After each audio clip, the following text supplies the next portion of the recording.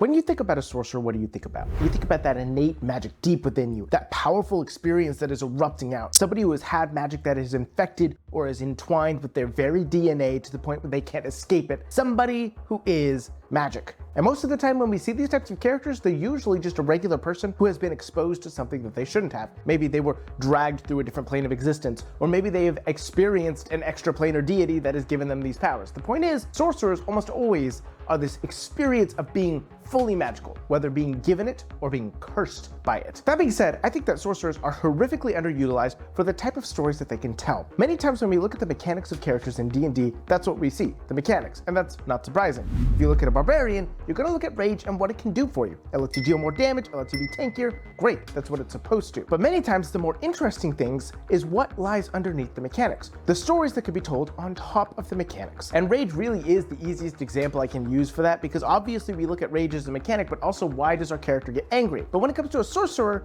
it's a little less defined. Because yes, the magic is deep within you, but there's not a huge definition for what the sorcerer can do. The obvious addition of mechanics that they give is meta magic. That's the main thing that sorcerers have that others don't, despite the fact that meta magic was actually not a sorcerer thing until 5th edition. Not sure why they chose to do that. Point is, that's the main thing the sorcerer can do that's actually unique. The rest of it is either based on your subclass or your spells. And those spells are not going to feel unique because, well, let's face it, lots of other classes can cast those spells, so the main thing that's going to make you feel unique is your subclass and your magics. The issue is they don't really tell a story. The subclass, yes, does tell somewhat. If you are a Dragon Soul Sorcerer, obviously you have to consider, why do you have Draconic powers? Or if you're a Divine Soul Sorcerer, why do you have Celestial powers? And that is something that can be added to the backstory, but many times the issue that I see is that people will add it to their backstory, but won't use it to tell the rest of the story. My mom was an angel, and that's why I have Celestial powers. Should I? It would be a joke for like 3 people. I did say my mom, though. I'm gonna do it. My mom was an angel, and that's why I have Celestial powers. I know someone who Was an angel. If you say your mom, you're fired. My mom! Get out! It was worth it! But what more is going on? Here's the deal. A lot of the times, I think sorcerers can be in tandem with creatives. What's your favorite idea? Mine is being creative. How do you get the idea?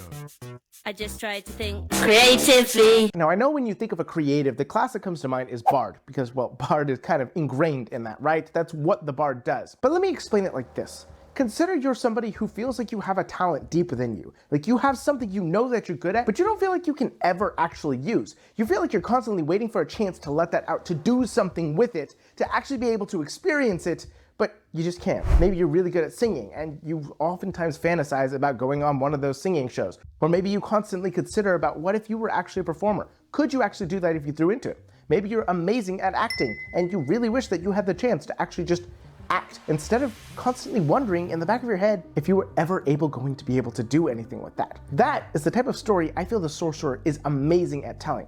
Either that, or somebody who feels cursed with a certain talent. See, a lot of the times we think about the things that we could do, and we know they're good at it, but because of the world we live in, we feel like we're not going to be able to actually have the chance to go do that thing. I'm great at singing, I'm great at dancing, I'm great at cooking, but because we live in a society where monetary gain is necessary in order to survive, we can't do that. Fuck capitalism. Working 40 hours a week just to spend it all on bills?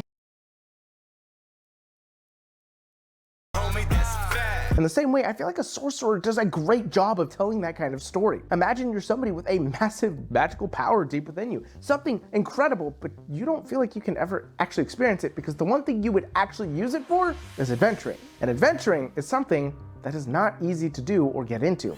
Maybe you're constantly wondering about if you could adventure. You know you have a talent for magic, maybe it's a chance to do that. Or maybe you're sheltered and kept away because of this power and you don't get to go actually experience what you could achieve with it. Or let's look at the flip side. Consider the fact that you would maybe be cursed by this. You're not able to actually use this magic because you don't want to. There are things in life we're good at, but we kind of wish we weren't. Personally, I'm typically pretty good at talking. I mean, I do have a YouTube channel, and it's why I do this. However, a lot of the times people will expect me to go talk to people for them because I'm typically pretty good at empathizing and talking. And that's a talent I like. I like doing that. It lets me do what I do here, but at the same time, I don't really enjoy having to do that all the time. Sometimes I don't want to have to be the person who can communicate. I don't want to have to be the person where if everything goes wrong with the communication, it's on my back. I don't want to have to deal with that. And so in the same way, imagine somebody who's cursed with this magic because either A, they're not allowed to go do things because they're dangerous, or B, everybody expects them to use that magic in a way they don't want to. The sorcerer, in my mind, is a perfect example of how to tell the story of somebody who was gifted with something they didn't want. And I know that seems obvious, like when I say that out loud, obviously that's what it's about. However, I think he goes a step deeper. It's not just a magical gift you were given, it is the chance to explore what it is like to be defined by a certain gift you don't want. I've talked about him before, but I played a divine soul sorcerer named Jasper who was considered basically a messiah. He was the coming of God, and he hated it. He never wanted to be that. Everybody always admired him and valued him for his magic. Nobody cared about him. Nobody cared about what he did. Nobody cared about who he was, just what he could do. And I feel like a sorcerer will always sort of have that in the back of their minds because they're defined by the magic that's within them, but they didn't learn that magic like a wizard. They didn't gain that magic through attunement to nature like a druid. They didn't gain that magic by having talent like the bard. It's just in them. And I feel like that would create a complex and create a really fascinating story that you could tell with it. I feel like all of the classes, honestly, have the story underneath that you could tell with them. And obviously, it's Dungeons & Dragons, okay? It's infinite storytelling, it's tabletop roleplay games. You could tell any story with any of these. But the idea of being able to actually tell these stories underneath based on the mechanics, I feel is where the sweet spot of D&D really is. There are a lot of stories out there that have mechanics that facilitate storytelling. Things like Monster of the Week, Thirsty Sword Lesbians, even a lot of the one-page RPGs. However, D&D, I feel, really shines when you are using the mechanics to find the story underneath rather than letting the mechanics lead to the story, because that's not really what it's made for. D&D is made to have those mechanics to outline what your character can do, but it is up to you to decide what you do with them. That's the main important part. And so if you're looking at what your class actually envelops, actually describes, actually is, and you can find the story underneath, that's where it gets fascinating. And as a sorcerer, it's incredibly interesting because it really feels like the gifted child syndrome. You could find a way to build that into the story you're telling. And while yes, you could do that with other classes, the idea of telling it with this one particular type of story, with this one character, with this gift deep within them that they cannot remove from themselves. It is a part of them and they have to deal with the consequences. It's something I feel we could all relate with. And I honestly think it's a fascinating story.